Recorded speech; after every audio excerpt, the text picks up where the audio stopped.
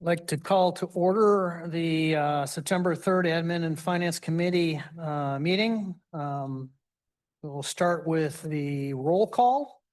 Alderman Mike Mielke. Here. Alder Kathleen Lohendorf. Here. And Stephen Knott, myself, I am also present. Also present online, we have Diane Wolf. We have the city administrator and our finance director and our clerk here and our city engineer and Parks and Rec director and Katie Aspenson for planning director and our HR director as well. So is there anyone else online? Yep. Also online is Alder Diane Wolf. I mentioned Chief her. Ashbeck. I'm sorry. Oh, Chief Ashbeck is Yep, online also. and Mayor Kim Smith. And Mayor Kim Smith. Excellent. Thank you. Okay. Item number 2 is consideration and action on minutes from the previous meeting. I'll move to approve and place on file. Second. Motion to approve, made by Mike Mielke, seconded by Kathleen Lohendorf. Any discussion? All those in favor? Aye. Aye. Opposed? Motion passes. Item number 3 is public input. Anyone wishing to provide public input will be limited to 3 minutes per individual. If you provide public input, please state your name and your address. First call for public input. Second call for public input. Third and final call for public input. Is there anyone else on? No? Okay. Public input is closed. Moving on to consideration and possible action on the following items under administrative is the recruitment update from the Human Resources Director, Amy Franz. Yes, good evening. You can see before you, there were 0 regular hires in the month of August. I'm glad to say that pending position that we have out there for planning associate has since been filled, and we are fully staffed with our regular staff. Okay, thank you. Any questions for Amy? All right, moving on is item number 5, cemetery financials. Is that going to be given to us by whom? Jared? No, city administrator? Oh, all right. Money. Door number 3, finance director. So in your packets on page 2 is the cemetery financials. Again, just a reminder, the cemetery is an enterprise fund. So that means we don't use any tax levy dollars towards the cemetery other than sometimes we'll borrow for an item related to the cemetery, but they don't receive any tax levy.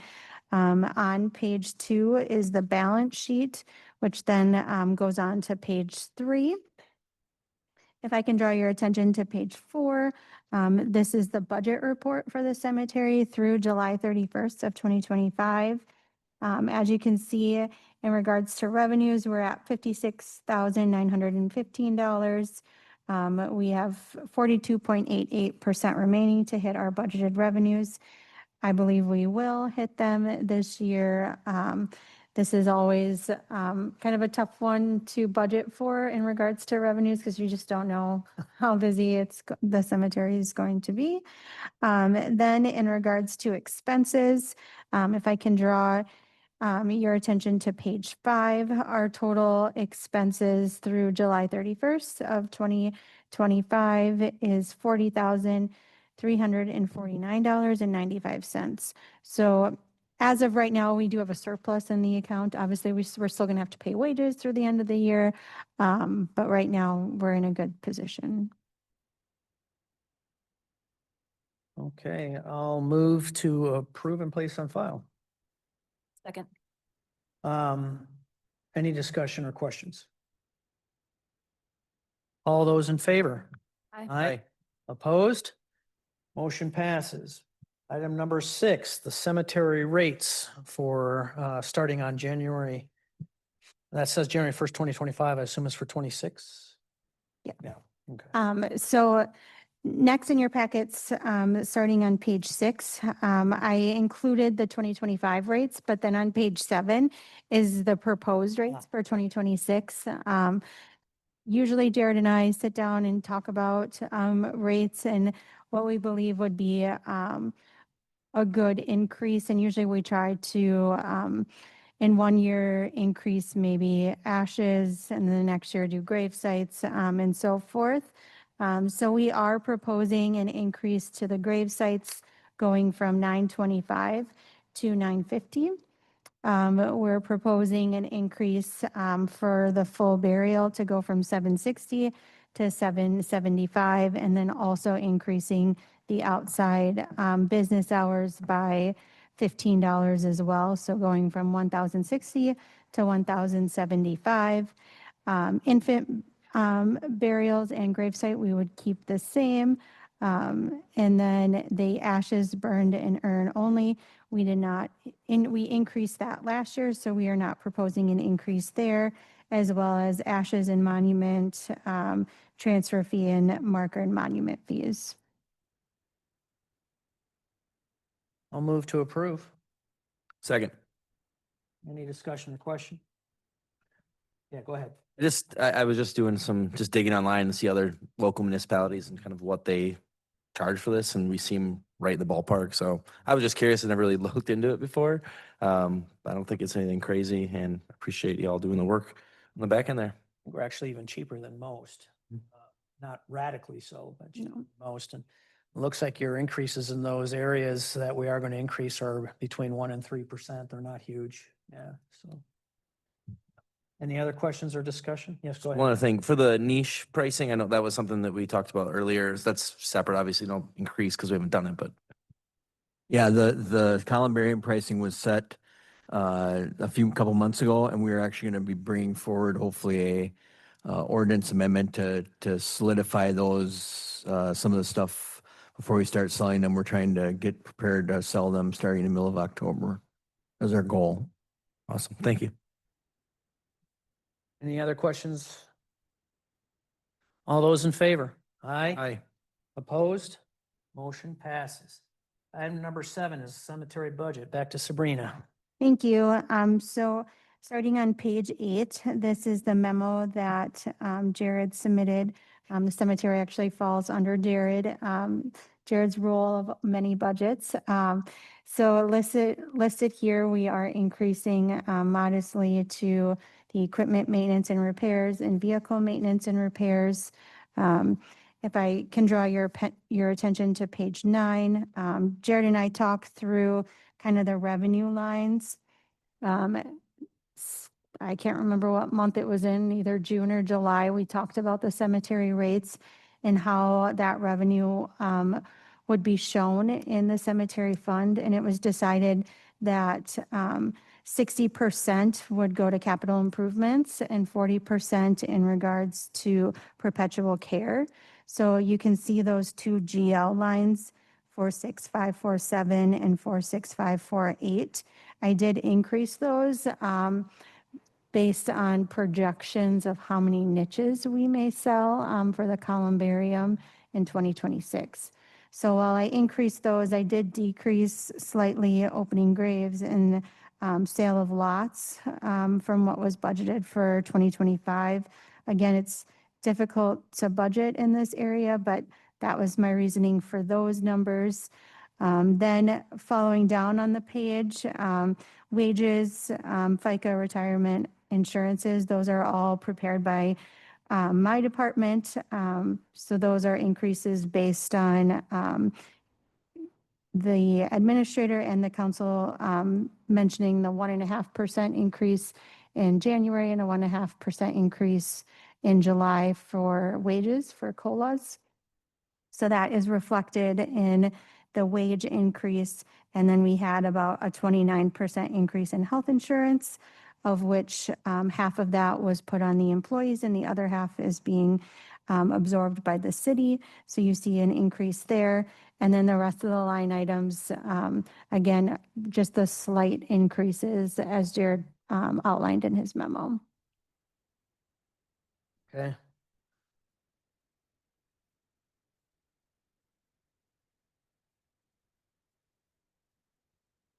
Yeah, please. I'll move to approve the 2026 cemetery budget. Second. Approved by Mike Milky, seconded by Kathleen Lohendorf. Any discussion? I have a quick question. Yeah, go please. Thank you, Chair.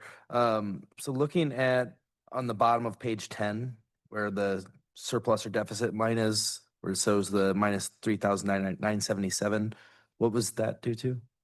Depreciation. Got it. Okay, thank you. I was trying to figure that out. All right, that makes sense. Thank you. Any other discussion or questions? All those in favor? Aye. Aye. Opposed? Motion passes. Item number 8, appointment of agent for the Class A alcohol license for Quick Trip number 383 located at 408 Sand Lake Road on Alaska for Marina Phillips. I'll make a motion to approve. A second. Any discussion? All those in favor? Aye. Opposed? Motion passes. Item number 9, special event permit for Festival of Foods Turkey Trot Run Walk event on Thursday, November 27th, 2025, starting at 8 a.m. at the Omni Center, 255 Riders Club Road on Alaska. I'll move to approve. One second. Any discussion? All those in favor? Aye. Opposed? Motion passes. Item number 10, ordinance 1829-2025 to amend sections 13.02.32 and 13.02.34 of Title 13, the Code of Ordinances of the City of Onalaska related to planned unit development overlay districts and downtown planned unit overlay districts. Katie. Thank you. Included in your packet is a memo. It notes that city staff reviewed all of the PUDs, downtown PUDs, and planned commercial industrial district amendments that were considered both by the Plan Commission and Common Council since the new UDC in 2020. We reviewed what common requests were brought forward in thoughts of, is this something that we should modify our ordinance as opposed to reviewing these on a case-by-case basis? Additionally, we wanted to create clarity in the ordinance where possible and reduce duplicative language. So included in your packet is the red line version of the existing sections and the clean version of the proposed ordinance amendment. This was unanimously approved by the Plan Commission at their meeting in August. I'll move to approve. I'll second. Discussion. I do have one comment. I'd like to applaud Katie and her folks. You'll read the memo. It talks about identifying that there's a requirement that no longer appears to serve its purpose, that we eliminate. Not the first time I've seen this, actually, and I think I find it really, really positive that our staff looks not only at how to add or update existing ordinances for new challenges or technology, but they also look at what is no longer serving its purpose or no longer necessary. And that's not necessarily something I see a lot with organizations. They like to add, they don't necessarily like to eliminate. So I think that's really good that you do that. Thank you. Yes, go ahead. Just add to that, just specifically government, especially. Yeah. So I definitely applaud the proactiveness of reviewing and taking that effort or the extra steps to make sure we're updated and good to go. So appreciate that. Any other comments or questions? All those in favor? Aye. Opposed? That motion passes. Item number 11, ordinance 1830-2025 to amend Division 6 of Title 13 of the Code of Ordinances of the City of Onalaska related to tree protection and restoration. Katie. Thank you. So this is another ordinance brought forth by city staff. Due to recent case law related to tree preservation ordinances, our community reviewed our tree preservation and restoration section of the UDC for conformance with case law outcomes and also recommendations. The notable changes include when a tree preservation plan is recovered, a cleaner process for approval of how many trees you could remove of specimen trees, and then also the creation of a new tree mitigation fund. Enclosed in your packet is a redlined version of the UDC section. Plan Commission also recommended approval of this ordinance amendment. Thank you. I'll move to approve. Second. Any discussion or questions? All those in favor? Aye. Aye. Opposed? Motion passes. I'll turn it over to Mike. Great, thank you, Alder Knott. On to the finance portion. First item is item 12, the 2025 General Fund Center Financials. I'll pass that over to Sabrina. Thank you, Chair. So next in your packet, starting on page 34, is the general fund financials. First, starting with the balance sheet, which continues on to page 36. Then starting on page 37 is the budget report for the general fund. Couple things of note. Interest income still looks great through July. We are still waiting for some state payments to come in. We receive a large payment from the state, the shared revenue payment. That's GL 100-0000-43309. It's over $1 million. That's what we receive as our shared revenue from the state. And for some reason, they wait till November to give it to us. You'll see that in the coming months coming forward. That's money that we will receive from the state. If I can draw your attention to page 39, this shows us our total revenues to date. Through July 31st of 2025, we are at $10,009,512.58. With 17.16% remaining to hit our total budgeted revenues. As of July 31st of 2024, we were at 14.69%. So pretty close to in par with 2024. Then in regards to expenses, if I can draw your attention, I believe it's page 51, to see our total budgeted expenses through July 31st of 2025, the total fiscal activity is $6,648,650.55. We have 44.98% remaining to get to our total budgeted revenues. As of July 31st of 2024, we were at 46%. So again, close to where we were in 2024 and still with 5-ish months to go. So since we report as of July 31st, so. Okay, it looks like we're doing actually pretty healthy, and maybe we can actually at least start replenishing some of those interest-bearing surplus accounts that we had to raid in order to pay for the fire truck, and maybe over the next couple of years, start recuperating some of that interest we've lost. Yep, So, absolutely. which of course are free dollars to the taxpayer when we get interest. So, Mhm. yeah. Okay. Thank you, Sabrina. I will go ahead and move to approve the 2025 General Fund Center Financials. Second. Oh, go ahead. Kathleen takes it. Motion by Alder Milky, second by Alder Lohendorf. Any discussion?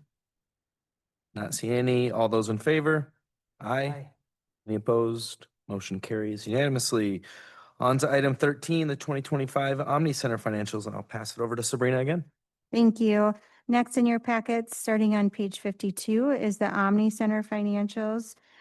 Page 52, page 54 is the balance sheet for the Omni Center. Then starting on page 55 is the budget report. As of July 31st of 2025, we have had revenues of $548,619.87. Still have 32.13% remaining to hit our total budgeted revenues for the year. As of July 31st of 2024, we were at 24.34%, so a little behind where we were at. I still think we should come close to hitting our revenues for 2025. Then in regards to expenses, if I can draw your attention to page 57, total budgeted expenditures through July 31st of 2025 is $514,541.18, of which we have 37.13% remaining of our total budgeted expenses. As of July 31st of 2024, we had 38.15%. So really close to where we were at for 2024 in regards to expenses. I'll move to approve and file. Second. All right, we have a motion by Alder Knott, been seconded by Alder Lohendorf. Any question, or sorry, any discussion? Not seeing any. All those in favor? Aye. Aye. Any opposed? Motion carries unanimously. On to item 14, the Gunderson Lutheran Parking Ramp Financials Second Quarter 2025. And I'll pass over to our Finance Director again, Sabrina. Thank you. So next in your packets on page 58 is the parking ramp operating costs through the second quarter. Again, this information is just given to us by Gunderson Lutheran. It's part of the agreement with them. They share what the operating costs were. As you can see, the city does pay a quarterly fee of $1,250, and that's a set fee. Whereas the Stony Creek amount, there must be an agreement for a certain percentage that they have to pay in regards to that. The only other thing I can mention is that this agreement does go through 2028, so getting close to the end date. Thank you, Sabrina. I will make a motion to approve. Second. We have a motion by Alder Milky, seconded by Alder Not to approve. Any discussion? Not seeing any. All those in favor? Aye. Any opposed? Motion carries unanimously. On to item 15. This is resolution 18-2025, amending the 2025 general fund budget for the IT equipment audit. Yep. Sabrina? I can take it.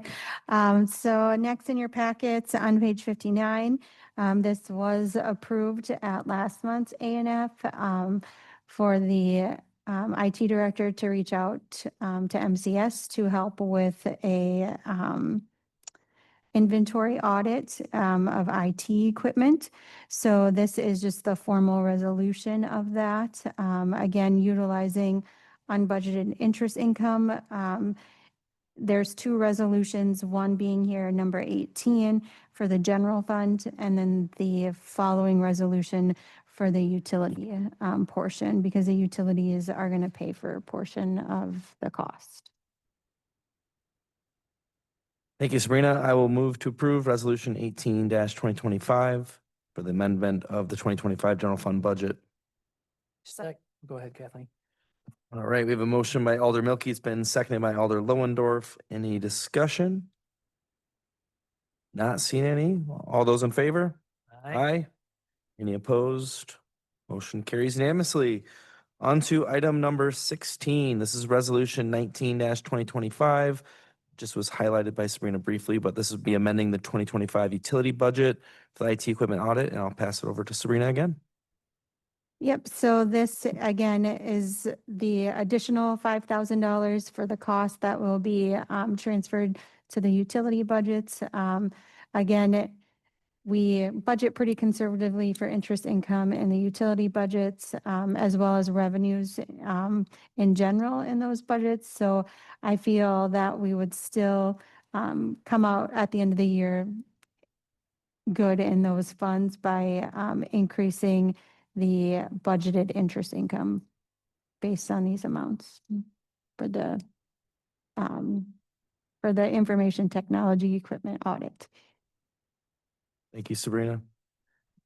I will go ahead and then make a motion to approve resolution 19-2025 for amending the 2025 utility budgets. Second. We have a motion by Alder Milky. It's been seconded by Alder Not. Any discussion? All those in favor? Aye. Aye. Any opposed? Motion carries unanimously. On to item 17. This is adjournment. I motion to adjourn. I'll second. We have a motion by Alder Lowenborf. It's been seconded by Alder Not to adjourn. All those in favor? Aye. Aye. Any opposed? Motion carries, and we are adjourned at 5:55 PM. Thank you, everybody. Thank you.